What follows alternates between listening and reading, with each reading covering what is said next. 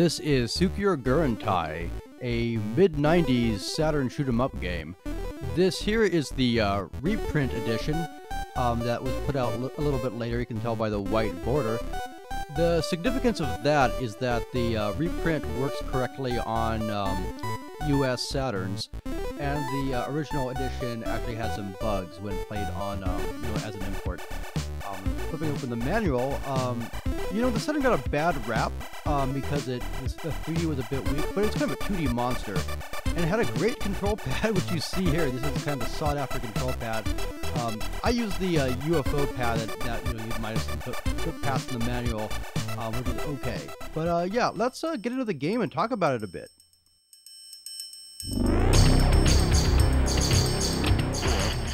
In the year 2057, some stuff happened that I can't read. I'm sure aliens invaded, or the usual crap went down, and you've got these 3 ships that are dispatched to fight the menace, whatever it might be. The plot in shooters aren't generally very important. What matters here is the gameplay, and Souky comes, as fans call it, comes through with that really nicely. Though, I'm going to diss this game a fair amount in this review, but I really do like it a lot.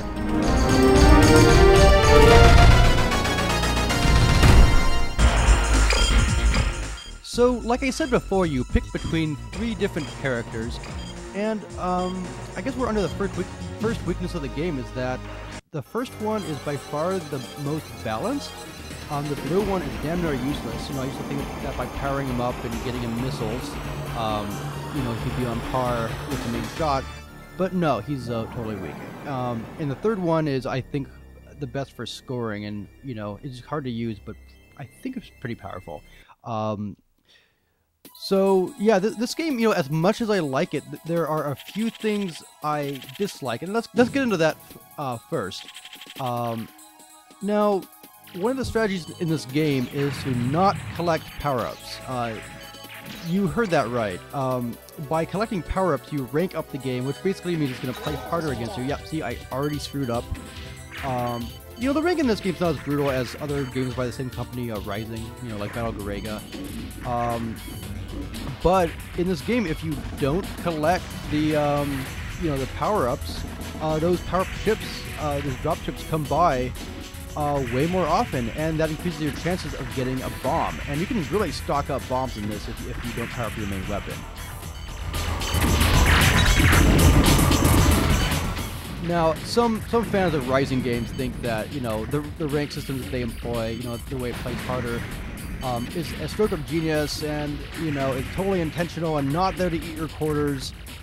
And I kind of tend to think that that's like the shooter equivalent of being a tutor or something. I think it's pretty blatantly there to make the game a lot harder. Not that rank is necessarily a bad thing. Now, let's talk about a bit, what I do like about this game. The visuals are fantastic. Aside from some of the ugly rendered 3D rendered water and stuff like that. The levels are really exciting. Very cinematic. The shot patterns are great. You're always kind of feeling like you're just kind of hanging on, on the edge there. And when you get into the game, it's actually very satisfying. The bosses are really neat. It's all very inspired, in my opinion.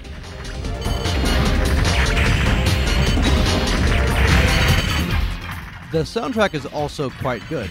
And one really impressive thing about it is that is not CD audio. That is being generated live by the Sega Saturn.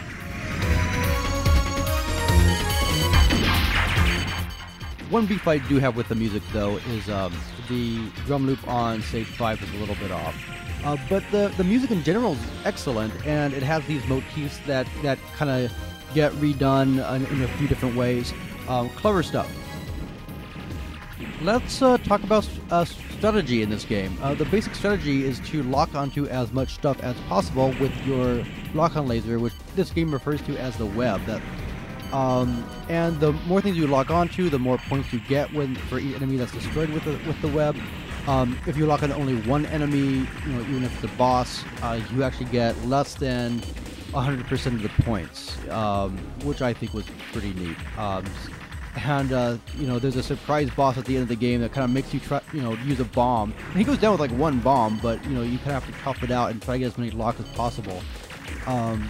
So they really exploit this mechanic very well.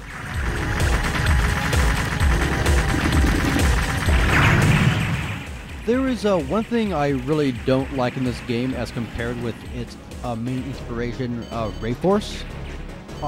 Is that when the shots were there for locking onto targets that are on your same plane, and then the laser could only hit things that are, you know, below you. And I actually prefer that a lot because each weapon has its uses. And that's not really true in this. You know, you mostly end up using the Vulcan cannon in your main shot, or shooting down guided missiles. So it winds up being more of a defensive weapon. And speaking of that, one nice thing I like a lot in this game is that your bomb has a few different modes too, including a defensive mode. So if you press it normally, it acts like a normal shooter bomb and takes out stuff in the vicinity. If you lock onto nothing and you hit, you know, you open your web and you hit the bomb, it blasts, you know, around your ship and it acts kind of like a shield. If you lock onto an enemy and use your bomb, it kind of seeks towards that one enemy, so that's good for bosses. So there's a variety of ways to use your bomb and weapons in this game. Lots of a good strategy there.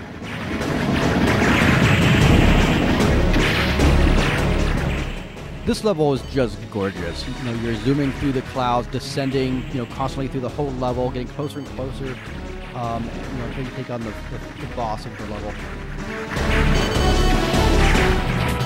The game has a lot of really neat enemy patterns that aren't your usual shooter patterns. There are these kind of space dolphin things that kind of swim around your ship and block your shots. You know, there's cannons in some levels where when you take them out, they start spewing different kinds of bullets for a second before they finally explode. There's a lot to this. Each level brings new surprises. And, you know, this level in particular actually reminds me of something from Star Fox, even though it's a top-view traditional shooter.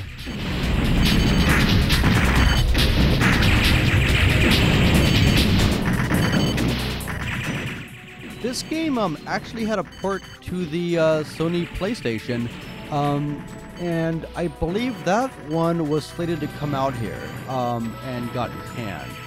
Which is too bad, because I think it would have been cool if gamers here had gotten a chance to play this.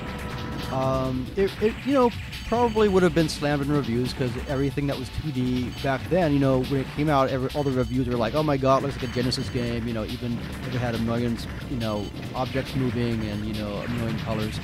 You know, they didn't seem to know the difference, which is, you know, likely one part of the reason it didn't ever come out in the United States officially.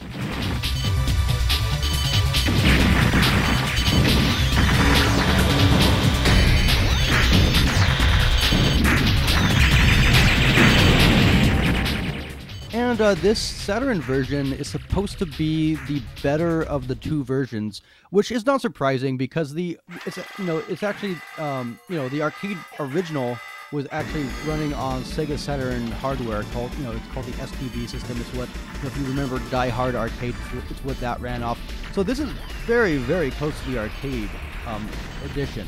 You know, it's kind of like if you have a Dreamcast, games that were based on Naomi are pretty much one-to-one on the Dreamcast. It's almost the same hardware. I don't know if you caught that, but when you first come onto the level, the mountains are kind of upside down as if you're, doing a flip onto Mars here.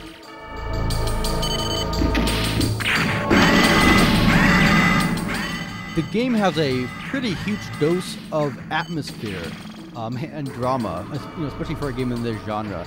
Of course, it's not gameplay related, but I think it's fun. I think it kind of helps get you into the spirit of the game.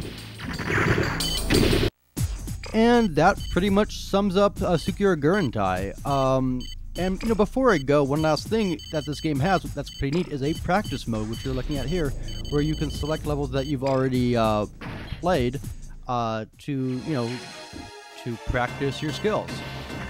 This comes in handy a lot. I was actually able to almost beat the game with 1/4, and I owe the practice mode a lot for this. And that's Soukyugurentai, a wonderful shoot 'em up for the Sega Saturn. One that does have its flaws, but I think they can be easily overlooked because the core game is just that good. Yeah, see you later, Space Cowboy.